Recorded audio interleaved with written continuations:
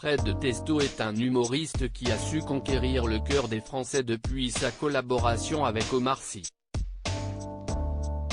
Il sera prochainement à l'affiche de Intraitable, un téléfilm dramatique diffusé sur France 2 le 1er mars prochain. Pour l'occasion, le comédien s'est entretenu avec Téléstar dans une interview à retrouver en intégralité dans votre magazine en kiosque et en version numérique ce lundi 22 février.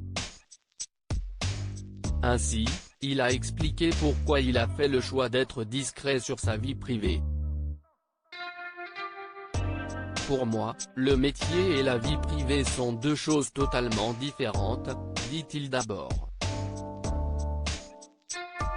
Il indique ensuite, je fréquente toujours la même bande d'amis et quand nous nous voyons, personne n'arrête de parler pour me poser des questions sur mon boulot avant d'ajouter être très satisfait de cette situation, je détesterais qu'il y ait ce genre de décalage. Très heureux dans son quotidien, il conclut en affirmant, peut-être parce que je n'ai jamais eu besoin de reconnaissance ni poursuivi d'autre ambition que de faire ce métier. Fred Testo s'est illustré dans différents domaines et pour ce nouveau rôle, il est devenu viticulteur. Ainsi, comment l'acteur s'est-il préparé pour incarner son personnage ? D'abord, nous sommes tous allés camper au domaine Chevreau, à Cheilly-lès-Maranges, en Bourgogne. Cette escapade nous a permis de prendre des cours de tracteur ou de tonneau, dit-il avant de confier, si est rare de tourner dans un vrai décor, avec du vrai matériel, conseillé par les gens dont si est le métier. Et concernant l'agriculture biodynamique, disons que je préfère manger quelques de bons rarement, plutôt que de mauvais quotidiennement. Il y a pas mal d'a priori autour de la biodynamie. Il conclut en indiquant, si est une question d'éducation, de culture.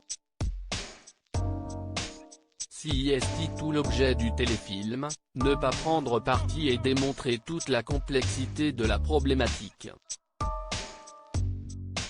Un téléfilm à découvrir sur France 2 à 21h05 le 1er mars prochain.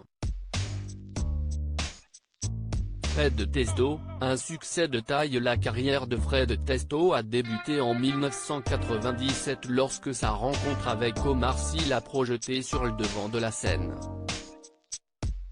Par la suite, il enchaîne les rôles à la télévision et au cinéma et rencontre un franc succès. Je n'ai jamais eu de plan de carrière.